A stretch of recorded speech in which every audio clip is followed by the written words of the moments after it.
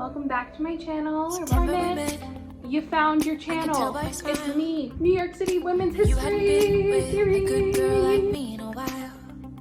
Yeah, you were impressed. It's from that area, or this particular video will be about the 103rd. Let you pick up the phone. Hey everybody, it's Emily. Welcome back to my channel, or welcome. If you guys are new here, I really appreciate you stopping by, especially this series, which is just something I'm like trying to do.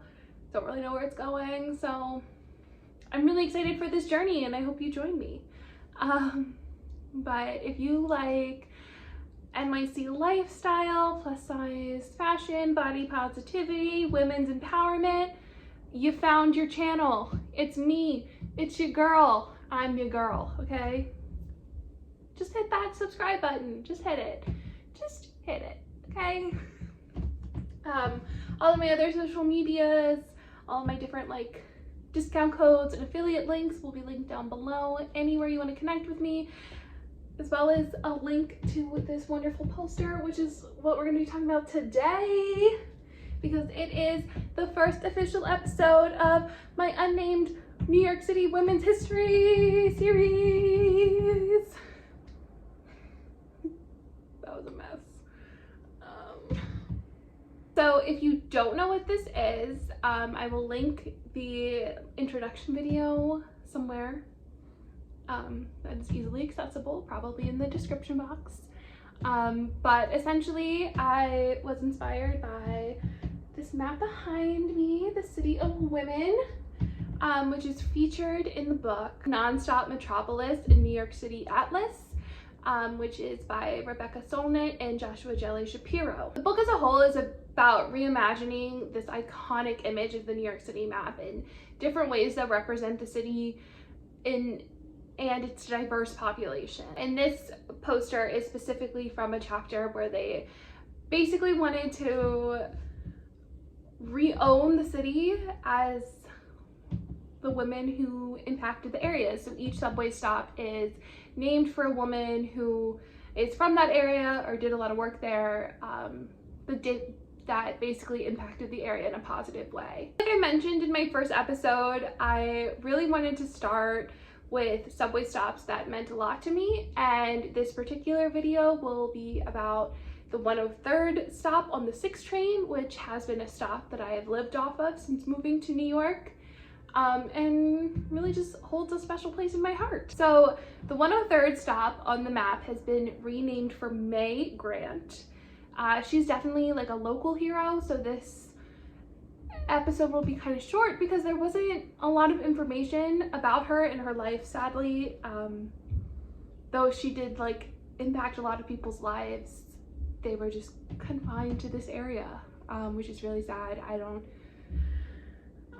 I wish I could know more about her. So the area around the 103rd Street stop is known as Spanish Harlem, or East Harlem, depending on who you talk to. It's right on the border between the Upper East Side and Spanish Harlem, and more or less the divide really begins when you start seeing a lot of huge public housing communities, which is great. If you don't know what public housing is, it's essentially giving lower income families access to subsidized rent and a sense of community within the city.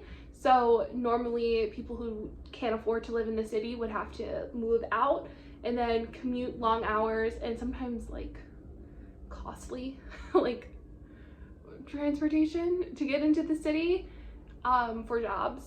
So it's essentially giving them a greater opportunity to find work within the city, staying local. So it's really cool. So Mae Grant got her notable start in one of these public housing communities, specifically the Carver Houses, which are located between 99th Street and 106th Street. And a lot of these public housing communities are named for prominent figures throughout history.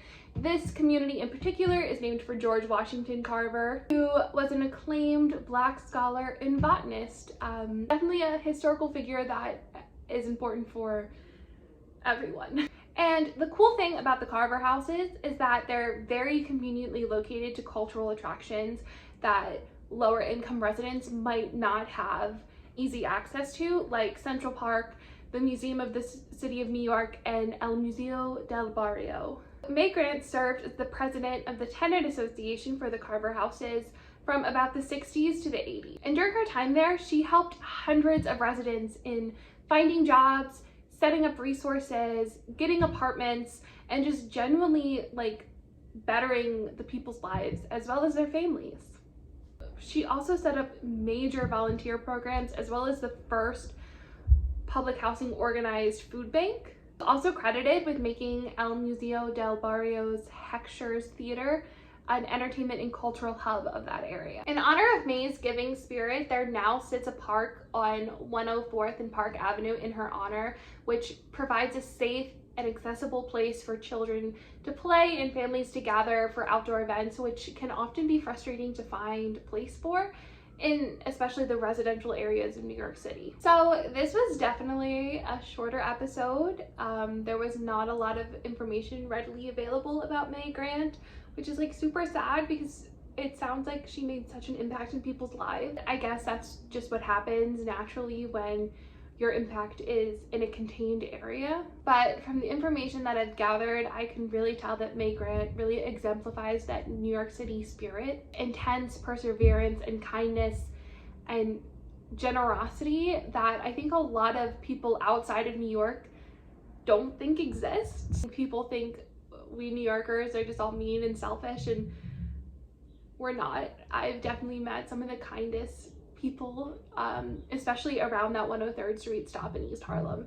Everyone I ever encountered there has been amazingly nice. So I know the area where she lived and worked pretty well, and though there's still a lot to be done to make everyone there the best that they can be, it is a beautiful cultural hub filled with life and energy and amazing restaurants and markets and murals and just amazing spirit. Mae's fairness and selflessness really impacted the Spanish Harlem community, and I'm sure she changed so many lives, and I guarantee you that community would not be the same without her. I hope you guys enjoyed that. This was definitely something that I've had in the back of my mind for a very long time that I know that I wanted to do. I just didn't know like how I wanted to go about it. So I definitely like this structure. Next time I'm definitely going to pick a longer one with a little more information. So I'm thinking either Peggy Guggenheim on the 86th Street stop, also off the 6th train, or heading over to the west side and doing Margaret Mead, who is for the American Museum of Natural History. I don't know which one I want to do yet, so if you have an opinion, let me know. And I'm really excited to continue this little series. Again, please make sure you follow all of my social medias down below. Let me know that you're from YouTube, so I can like greet you. And sure that you hit that subscribe button. It really helps me out, and I'm just so happy that people are watching these, even if it's only like 5 people. I'm really happy, so.